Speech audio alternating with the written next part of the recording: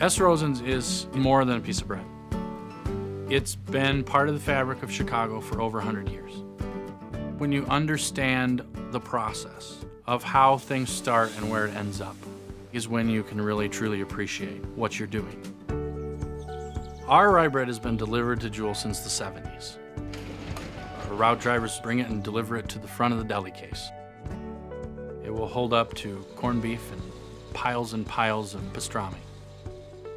Jewel has been a great partner. We both understand what it is to be part of Chicago, and I think we have never lost sight of what made us who we are.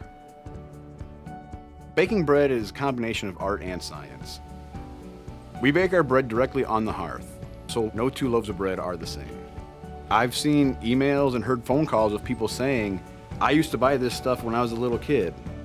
We're putting out the world's greatest rye bread, the same way it was put out 30, 40, 50 years ago. Bread absolutely brings people together. Where our bread is, there's people gathered around a table, talking, they're communicating, and just living life. At the end of the day, I can go home and tell my kids, and tell my wife that I did good today. You don't find that all the time.